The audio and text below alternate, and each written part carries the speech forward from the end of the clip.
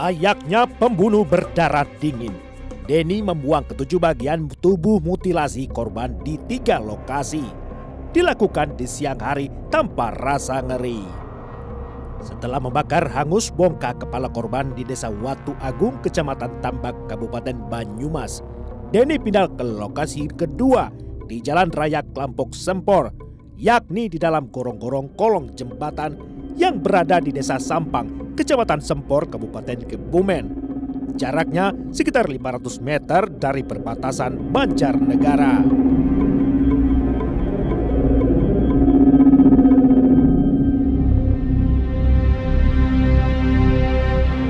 Sementara kantong sampah berisi karpet dan pakaian korban juga diumpankan ke kobaran api di bawah pohon dekat jembatan. Bunuh, mutilasi, bakar. Denny merasa rencananya rapi dan lancar. Akhirnya tuntas juga. Sekarang waktunya menyingkirkan mobilnya.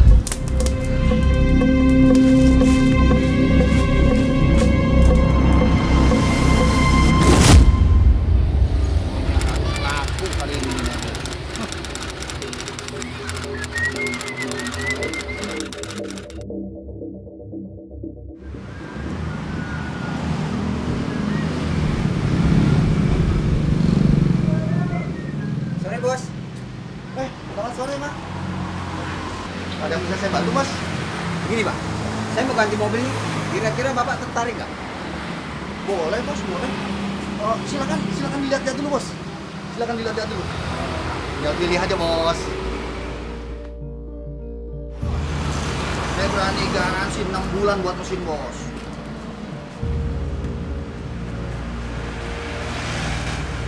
Gimana, Bos? Pak, saya mau tukar mobil saya ini dengan mobil Bapak. Boleh, Bos. Boleh. Tapi gini, Pak. Kan mobil saya tahunnya lebih muda. Nah, kira-kira saya dapat selisih berapa, Pak? Nah, silakan, Bos, duduk dulu. Bisa bikin hitung-hitungannya gimana? Bos, silakan, Bos. Gimana, Pak? Bentar, Pak ya. Wah, kayaknya mobil Bapak cuma bisa saya hargain 100 juta, Pak. Yang benar aja, Pak. Lihat mobil Bapak. Audionya aja nggak ada. Oh, itu gampang, Bos. Tinggal pindahin aja audionya mobil Bos yang ini ke yang baru, Bos. Aman kan? Gimana, Bos? Baik, Pak. Kira-kira uangnya bisa ditransfer sekarang nggak, Pak? Aduh, Bos. Kalau jam ini, Bang udah pada tutup, Bos. Kalau besok mungkin saya akan siapkan semuanya, cash-cashnya semuanya, Bos. Mana, Bos? Baik, Pak. Nah, sekarang Bos bisa bawa mobil yang ini langsung. Nah, ini kuncinya berikut STNK-nya di dalam, Bos. Ini, Pak, BPKB sama STNK-nya ya. Walau transaksi penjualan mobil sudah disepakati, akan tetapi si pengelola showroom mobil justru menaruh curiga pada Denny. Sementara setelah dilakukan pengecekan, ternyata status mobil yang dijual Denny sedikit mencurigakan.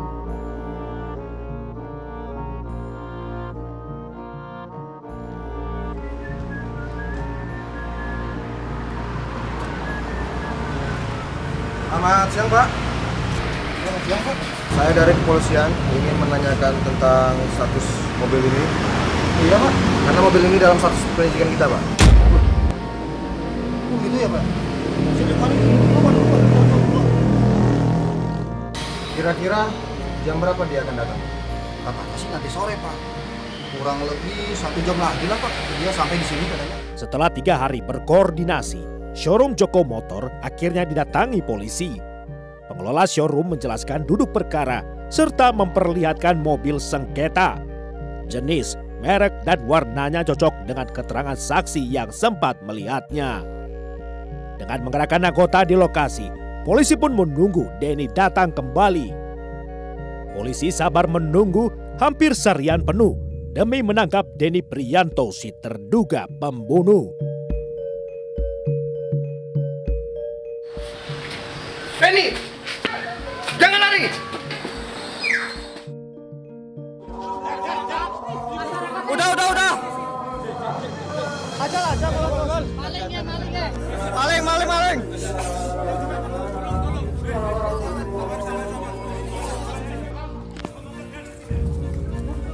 Mukanya. Ya, siap. Pasal yang kita kenakan kepada tersangka yang jelas pembunuhan berencana dan pencurian dengan pemberatan, dengan kekerasan, pencurian dengan kekerasan, di mana kita melihat motifnya tidak ada yang lain selain untuk menguasai materi di situ. Berdasarkan pengakuan tersangka, uang sejumlah 100 juta itu akan dia gunakan untuk bangun rumah. Karena di rumah orang tuanya dia tinggal ini masih ada lahan yang bisa digunakan, dia akan bangun rumah untuk tinggal anak istrinya di situ. Itu pasal 340 KUHP, subsidiar pasal 365 KUHP, di mana di situ tertulis bahwa ancaman hukumannya maksimal 20 tahun. Tapi kembali lagi terkait dengan vonis, itu hakim yang menentukan, sehingga apabila dirasa hakim layak untuk mendapatkan seumur hidup, maka itu keputusan dari hakim. Tapi yang jelas tertulis di situ ancaman hukuman 20 tahun. 1 Oktober 2019, sidang perdana pembunuhan dengan terdakwa Denny Prianto digelar di Pengadilan Negeri Banyumas. Denny langsung dibidik dengan 3 dakwaan sekaligus, yakni dakwaan pembunuhan berencana, dakwaan menghilangkan barang bukti dengan cara membakar mayat korban, serta dakwaan menguasai harta korban. Hingga kini, proses persidangan masih berjalan. Saya minta keringanan. Sama keluarga korban gimana? Saya cuma bisa minta maaf.